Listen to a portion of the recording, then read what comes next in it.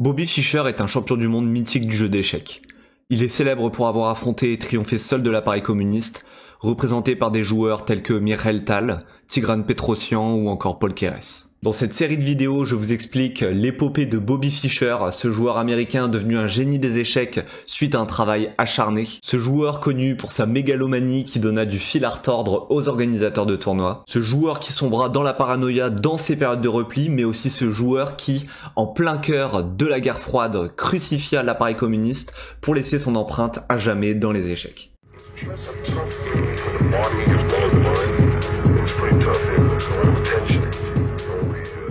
Bobby Fischer naît à Chicago en 1943. Sa mère Regina est une juive élevée aux États-Unis par des parents polonais. En 1932, elle part à Berlin pour étudier et gagner sa vie comme gouvernante. C'est là-bas qu'elle rencontre Hans Gerhard Fischer, un biophysicien qui la convainc d'intégrer le rang des communistes étant lui-même un membre du Comintern. En 1933, les nazis arrivent au pouvoir et les Fischer s'exilent à Moscou jusqu'en 1938. Pour d'obscures raisons, le couple se sépara, sûrement en rapport avec l'engagement de Hans Gerhard dans les brigades internationales, engagées avec les républicains dans la guerre d'Espagne. De là, Regina partit en France avec sa fille Johanne et, malgré des retrouvailles brèves, Regina s'exila aux États-Unis avec sa fille et sans Fischer. Ils ne se revirent plus jamais et divorcèrent en 1945. C'est là qu'elle enchaîna les boulots pour pouvoir subsister. Elle fit infirmière, sténographe ou encore soudeuse sur un chantier naval. Pendant ce parcours chaotique, elle fit le tour des États-Unis mais se posa enfin à Brooklyn pour devenir infirmière. C'est ici qu'elle mit au monde Bobby Fischer, peu après s'être liée avec Paul Félix Néményi, un scientifique hongrois. Tout comme l'ancien mari de Regina, Néményi était lui aussi un communiste, soupçonné aussi d'espionnage par le FBI.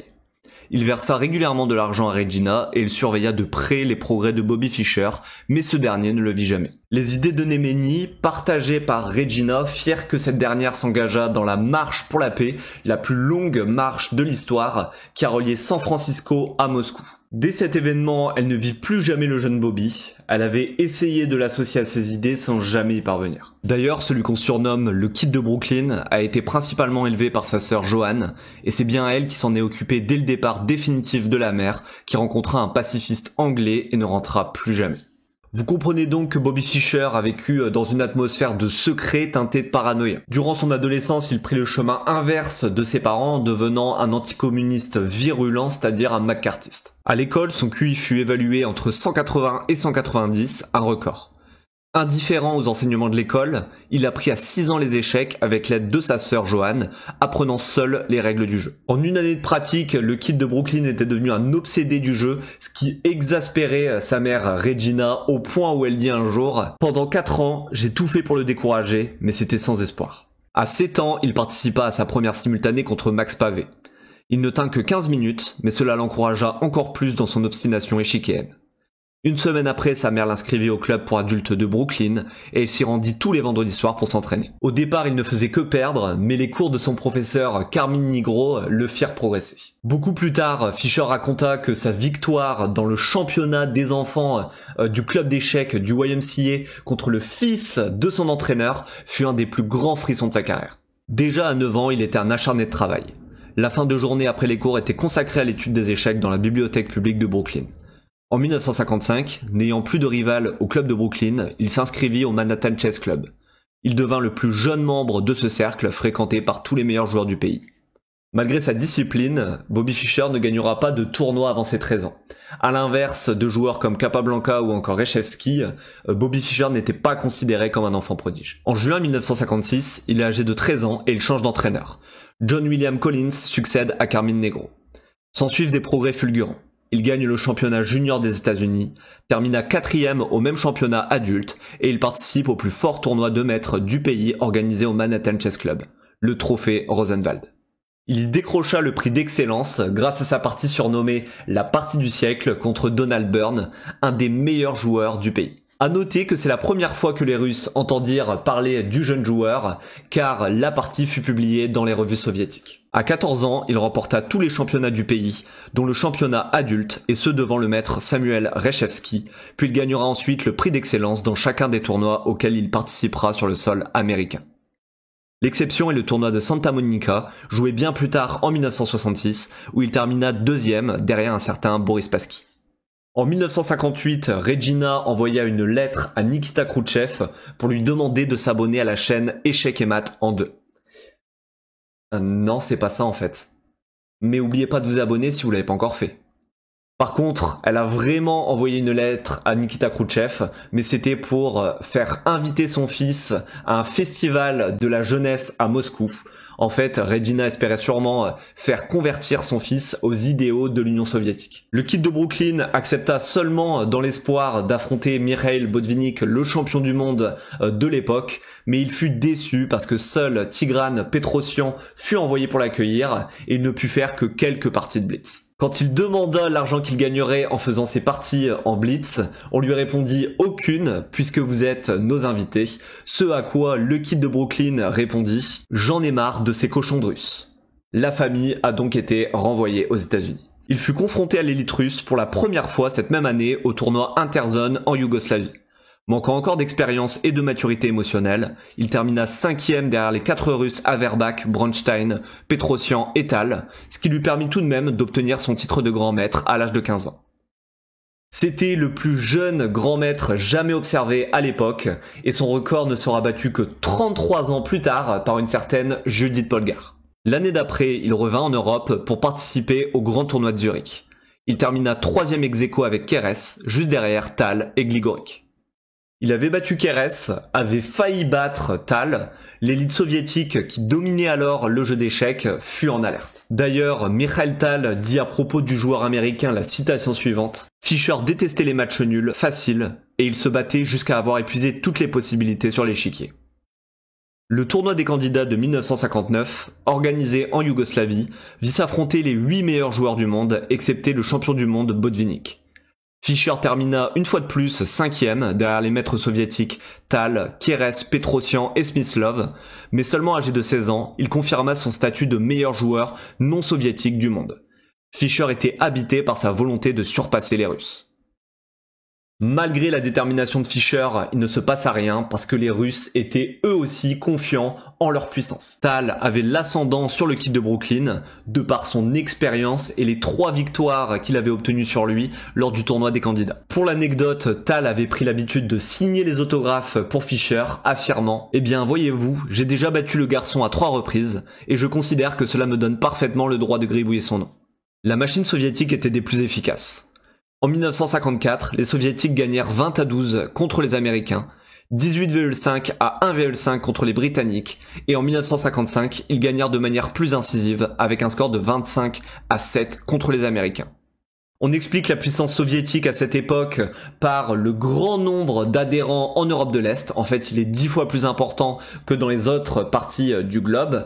Et ce, parce que les échecs ont été érigés comme une véritable religion d'État. En 1961, Fischer s'était montré comme leur égal lors du tournoi de Bled où il termina 2e. Il battit pour la première fois les 3 maîtres soviétiques Mikhail Tal, Tigran Petrosian et Afim Geller et annula contre Paul Keres. En gagnant l'Interzone de Stockholm avec une avance considérable de 2,5 points sur les soviétiques, le Kid de Brooklyn se voyait comme le digne successeur de Mikhail Botvinnik, pensant ainsi mériter de l'affronter pour la couronne mondiale. Il redescendit et changea d'attitude immédiatement après le tournoi des candidats en 1962 joué à Curaçao, dans les Caraïbes, où il ne termina que 4e derrière Petrosian, Geller et Keres. Juste après la compétition, un article nommé « Les Russes ont truqué les échecs mondiaux » a été publié dans la revue américaine Sports Illustrated. En fait, dedans, c'est le Kid de Brooklyn qui dénonçait un arrangement des Russes lors de la compétition afin de le faire perdre, lui, l'Américain. Ces accusations sur le jeu de Korchnoi, anormalement faibles, furent vraisemblablement fausses, le maître vieillissant s'étant retiré du tournoi après avoir été victime du climat étouffant. Cependant, il fut prouvé que les accusations sur un arrangement entre les 3 premiers étaient fondées.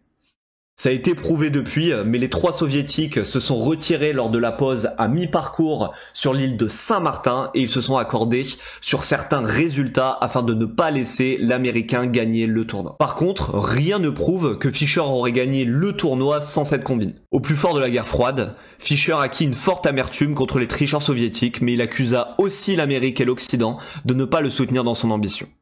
Il refusa de participer à bon nombre de tournois, se contentant de tournois joués aux États-Unis qu'il gagna aisément, et il déclara par la suite ne plus vouloir participer au championnat du monde de la FIDE qu'il qualifia de truqué.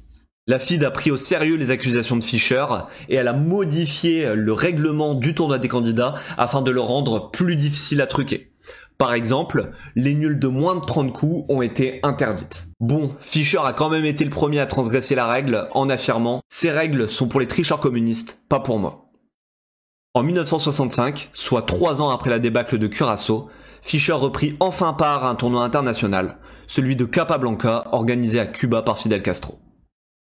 Guerre froide obligeant, il y a participé depuis le Marshall Chess Club de New York, depuis lequel il envoyait des télégraphes avec ses coups. Il a terminé 4e derrière Smyslov, Geller et Ivkov, mais surtout Fidel Castro a profité de la participation de Fischer afin de la qualifier de grande victoire de propagande pour Cuba. Les relations américano-communistes étaient déjà très tendues, ayant lieu 3 ans après la crise des missiles de Cuba, mais celles-ci se crispèrent davantage lors des Olympiades de 1966, jouées à La Havane. Une équipe américaine, emmenée par Fischer, fut autorisée à participer, mais les Russes refusèrent de décaler les matchs 2 heures plus tard, comme l'exigeait le sabbat de Fischer, alors que celui-ci avait été accepté par les organisateurs du tournoi. L'incident a dégénéré et a pris une tournure internationale quand l'arbitre, un communiste hongrois, a pris part pour les soviétiques et a refusé de décaler les matchs. Une commission d'appel a été appelée et les matchs ont effectivement été décalés après un accord qualifié de geste noble de la part des soviétiques. Le point culminant des Olympiades fut une simultanée géante, la plus grande de l'époque, rassemblant 380 mètres sur près de 6840 échiquiers. En sortie des clichés complaisants du dictateur et de Fischer qui aurait délibérément laissé Castro gagner, ce qui fut démenti plus tard. Toujours est-il que les photos de la partie furent manipulées par les propagandistes cubains pour en donner une fausse signification. Après la débâcle de Curaçao, Fischer se retirait progressivement des échecs internationaux. Le problème, c'est que ce retrait a eu des conséquences sur sa santé mentale. En fait, il était en train de développer une forme de méfiance envers tout le monde, amis comme ennemis, et cette méfiance a même évolué en paranoïa. Bobby Fischer se mit à écouter les émissions de radio d'évangélistes, puis rejoignit plus tard leur église universelle de Dieu, une secte chrétienne fondamentaliste à laquelle il versait 10% de ses gains. Ça l'empêchait de jouer du coucher du soleil le vendredi soir au coucher du soleil le samedi soir. C'était donc une condition supplémentaire dont devaient tenir compte les organisateurs de tournois. L'organisation de l'Interzone de 1967 jouée à Sousse en Tunisie fit les frais de ces conditions particulières. Fischer et Reshevsky refusèrent de jouer le samedi à 4h et demandèrent à jouer à partir de 9h. Ainsi, l'organisation demanda à tous les joueurs de commencer d'eux-mêmes le samedi soir, mais cela était particulièrement pénible pour se terminant leur partie tard vers minuit et reprenant le lendemain matin si la partie avait été ajournée. Avec des restaurants fermés à minuit et une partie des joueurs lésés, il y a donc eu un vent de protestation et les organisateurs ont dû changer l'organisation du tournoi. Fischer accepta les conditions et commença très fort le tournoi. 7 victoires et 3 parties nulles sur les 10 parties jouées. Mais la situation s'envenima quand on lui demanda de jouer 6 parties d'affilée, sans compter les conditions d'éclairage, de bruit et de photographie qui n'avaient pas été respectées dans la salle de jeu. Bobby Fischer se retira brutalement du tournoi en étant encore largement gagnant et il quitta Sousse pour aller à Tunis. Après quelques négociations des autorités américaines, il revient, mais largement en retard et juste avant d'être déclaré forfait pour sa partie contre Samuel Reshevsky. Malgré les 10 minutes de temps restants, il gagna sa partie aisément, rendant furieux son adversaire. Reshevsky fit circuler une pétition auprès des arbitres qui demandèrent à Fischer de présenter ses excuses. Bobby Fischer accepta docilement de présenter ses excuses à Samuel Reshevsky en disant « Cher Reshevsky, pardonnez-moi, je ne recommencerai plus jamais ». Plaisante bien sûr, il a déchiré la pétition sans même la lire et il a déclaré forfait alors qu'il était encore gagnant au niveau du score. Quand un diplomate américain lui fit remarquer qu'il représentait les États-Unis, il lui répondit « Ici, je ne représente que moi ». Pendant plusieurs années, on put croire que le Kid de Brooklyn s'était complètement retiré des échecs parce qu'il ne jouait plus un seul tournoi. On crut qu'il jouerait les Olympiades de Lugano dans l'équipe américaine, mais à peine arrivé, il partit de la ville, apprenant que ses exigences n'avaient pas été respectées. Il voulait jouer dans une salle privée, loin des spectateurs. Fischer reprochait à la FID de faire en sorte que celui-ci soit incapable de défier l'hégémonie soviétique, et c'était un avis qui était partagé par ses coéquipiers. Si la FID était intervenue à Sousse, sûrement Fischer aurait pu défier Petrosian pour s'emparer de la couronne mondiale. Les années d'absence du joueur commençaient à jouer sur sa santé mentale. Il comprit que sans les échecs, il n'était rien, et il commença à déprimer. C'est dans cette période qu'il écrivit le livre « Mes 60 meilleures parties », immédiatement un best-seller, un livre qui est encore un classique incontournable des échecs aujourd'hui. En 1969, il ne joua qu'une partie face au grand maître Anthony Sedi. Il profita de la partie pour fustiger les échecs soviétiques, critiquant leur manque d'originalité en termes d'ouverture. Les soviétiques étaient bien contents de voir la menace Fischer disparaître, quant aux occidentaux, ils étaient tristes de voir les chances de battre les soviétiques diminuer. D'ailleurs, la paranoïa développée par Fischer était en train de se développer dans des formes bien plus sombres, telles que l'antisémitisme. Selon certaines sources, cette facette de Fischer n'était pas nouvelle, puisque le grand maître Jan Hein Donner rapporte des discussions de 1960 dans lesquelles le Kid de Brooklyn pense que le mal du monde vient uniquement des juifs, des communistes et des homosexuels. Durant sa période de repli, cela empira. Le grand maître Larry Evans l'accompagna pour voir un documentaire sur Hitler et Fischer avoua son admiration pour le dictateur, expliquant que celui-ci avait imposé sa volonté au monde. Il donna le même point de vue à son ami Lina Grumet en 1967. Il en est même venu à renier ses origines en ne signant plus que par Robert James. Et c'est pas fini, il a même envoyé une lettre à l'Encyclopædia Judaica pour exiger que son nom y soit retiré, expliquant « Sachant ce que je sais du judaïsme, j'ai naturellement été inquiet de voir que vous m'aviez à tort présenté comme un juif. Je ne suis pas, ni n'ai jamais été juif, et à vrai dire, je ne suis pas circoncis. » Vous voyez ici le paradoxe de Bobby Fischer. Il arborait une paranoïa de plus en plus grande envers les juifs et son pays natal, et il montrait aussi un syndrome de persécution de plus en plus marqué dans les années 70. Malgré tout, ça ne l'a pas empêché d'atteindre les sommets dans sa guerre personnelle contre l'appareil soviétique, et ce dans les années 1972. La suite au prochain épisode.